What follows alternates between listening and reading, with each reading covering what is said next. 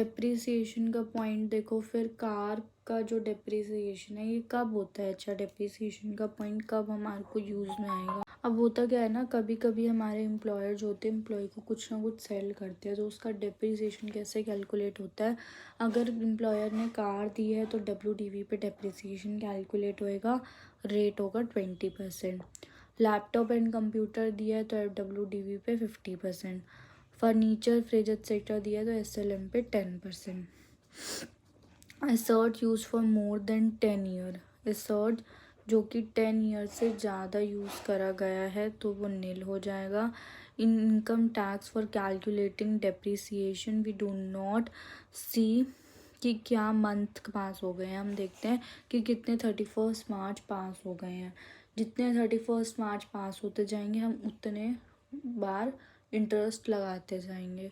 हम ये नहीं देखेंगे कितने साल हैं, हम देखेंगे कितने 31 मार्च क्रॉस हुए हैं। तो depreciation car WDV 20%, laptop computer WDV 50%, other movable assets लिख सकते हो जैसे फर्नीचर, फ्रिज, ये सब होते हैं हमारे 10%। यहाँ पे मैं लिख देती हूँ मूवेबल एसेट्स, ठीक है।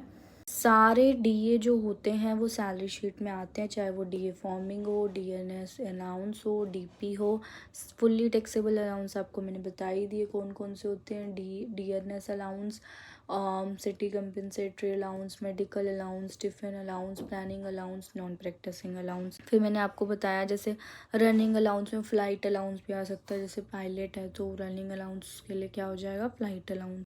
एंटरटेनमेंट अलाउंस फुल्ली टैक्सेबल होता है। एम्प्लॉयमेंट टैक्स जो है वो डिडक्टेड है आफ्टर स्टैंडर्ड डिडक्शन, ठीक है। अगर किसी क्वेश्चन में एम्प्लॉयमेंट टैक्स गिवन है तो employment tax is deducted after deducting standard deduction. An any expense of employee borne by employer is perquisite and is taxable. कोई भी एक्सपेंस एम्प्लॉय का एम्प्लॉयर दे रहा है तो वो एक परक्यूसिट है और वो टैक्सेबल होगा। अगर RFA fair rental value is ignored we consider only actual rent paid, मतलब कि इन है, ठीक है। तो RFA में हम फेयर रेंटल वैल्यू नहीं देखते, हमेशा एक्चुअल रेंट पेड देखते हैं, ठीक है। और परक्यूसिट का एग्जांपल कुक, इलेक्ट्रिसिटी, स्वीपर, ये सब हो सकते हैं।